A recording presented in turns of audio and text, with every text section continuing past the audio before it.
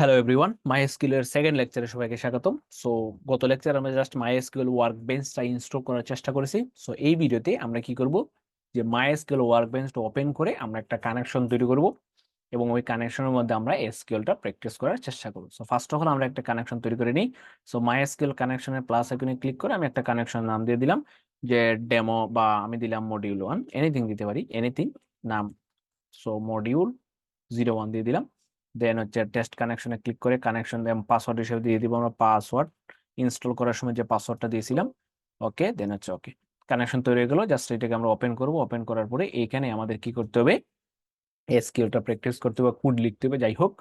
So এখানে দেখো administration schema মধ্যে অনেক কিছু আছে, এগুলো হচ্ছে মূলত ডাটাবেস। তো আমরা এখানে মূলত ডাটাবেস গুলো ক্রিয়েট করবো। সো অলরেডি দেখো এখানে কয়েকটা ডাটাবেস ক্রিয়েট করা আছে, সেগুলো আমরা এখন ডিলিট দিয়ে দিই। সো ডিলিট করার জন্য রাইট ক্লিক করে জাস্ট ডপ স্কিমা ডপ নাও, প্র্যাকটিস ডপ স্কিমা ডপ নাও। সো তোমাদের জাস্ট এরকম একটা সিস থাকবে। সো এরকম যদি অ্যাডমিনিস্ট্রেশনে থাকে, তোমরা জাস্ট স্কিমাতে ক্লিক করে দেখবেন যে এখানে শুধুমাত্র সিস লেখা আছে। ঠিক আছে। সো আমরা কি করবো, একটা ডাটাবেস ক্রিয়েট করবো। সো ডাটাবেস ক্রিয়েট করার কমান্ড হচ্ছে ক্রিয়েট ডাটাবেস। এখন দিতে হবে ডাটাবেসের নাম। তো ডাটাবেসের নাম দিলাম আমি ডেমো। দেন এটা জাস্ট সিলেক্ট করে জাস্ট এইখানে যদি এই দেখো বলছে execute the selected version. So এই বাটনে জাস্ট আমি যদি ক্লিক দিই, তাহলে দেখবেন যে ক্রিয়েট ডাটাবেস ডেমো হয়ে গেছে। দেন এই স্কিমার পাশে এসে যদি এই এই এই বাটনে ক্লিক করি, তো আমরা ডেমোটা চলে আসবে। ঠিক আছে।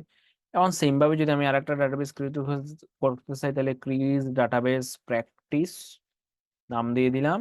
এটাকে সিলেক্ট করে রান দিয়ে দিলাম, রিফ্রেশ। তাহলে এই যে প্র্যাকটিস চলে আসবে। এখন যদি আমি বলি ডেমো ডাটাবেসটা, এই যে প্র্যাকটিস চলে আসছে। সো ডেমো ডাটাবেসটা আমি ইউজ করতেছি, ইউজ ডেমো লেখার সাথে সাথে যদি সিলেক্ট করে রান দিই, তাহলে দেখবেন ডেমোটা কি হয়ে গেছে, বোল্ড হয়ে গেছে। এখন আমি ডেমোটাকে ইউজ করতে পারছি। ঠিক তেমনি আমি যদি বলি ইউজ প্র্যাকটিস, ঠিক আছে, ইউজ প্র্যাকটিস সিলেক্ট করে যদি রান দেই, তাহলে দেখবেন প্র্যাকটিসটা বোল্ড হয়ে গেছে।